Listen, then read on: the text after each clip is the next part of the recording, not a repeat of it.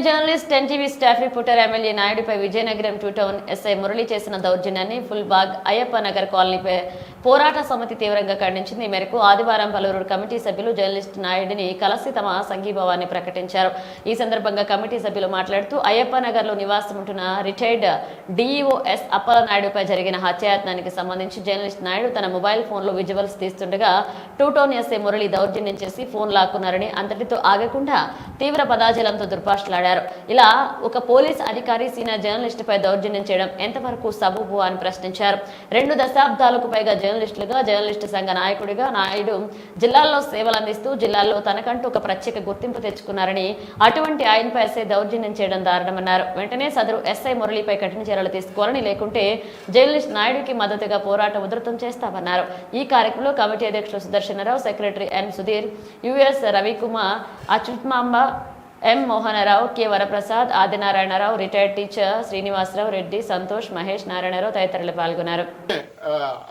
ఆపాలని చెప్పి ఆయన మీద దౌర్జన్యం చేసి సెల్ ఫోన్ లాక్కుని అదేవిధంగా దుర్భాషలాడి సెల్ ఫోన్ని ఆయన పోలీస్ స్టేషన్కి పట్టుకెళ్ళిపోయి నువ్వు ఏం చెప్తావో ఎవరికి చెప్తావో చెప్పుకో అని చెప్పి చేసిన దాన్ని మేము తీవ్రంగా ఖండిస్తున్నాం. ఈ విధంగా జర్నలిస్టుల మీద దాడి చేయడాన్ని అయ్యప్ప నగర్ ప్రజలుగా మేము ఖండిస్తున్నాం. వెంటనే ఆయన మీద చట్టపరమైన చర్యలు తీసుకోవాలని చెప్పి అయ్యప్ప నగర్ ప్రజలుగా మేము కోరుతున్నాం. ఒకటి, అయ్యప్ప నగర్లోని అనేక రకాలైన ఇన్సిడెంట్స్ గత 3-4 ఏళ్ల నుంచి చదువుతున్నాయి. ఇంతకు ముందు ఎస్ఐలకి సిఐలకి అనేక రకాలైన దఫాలుగా వినతిపత్రాలు ఇచ్చాం. గంజా బ్యాచ్ విపరీతంగా గంజా కొడుతున్నారు. మేము వాళ్ళ సీసీ కెమెరాల్లోని ఫోటోలతో సహా ఎస్ఐ సిఐ లక్ష్మణరావు గారు ఉన్నప్పుడు మేము ఇవ్వడం జరిగింది.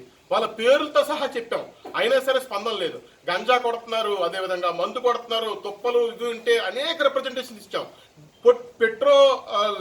మనకి గస్తీకి ఒక 2 పోలీసుల్ని అయ్యప్ప నగర్కి పెట్రోలింగ్ కి పంపించాలని చెప్పి అనేక రకాలైన వినతిపత్రాలు ఇచ్చాం, అయినా సరే లేదు. ఇప్పుడు మేషారు భార్య ఇద్దరే ఉంటారు ఇక్కడ ఇంట్లో.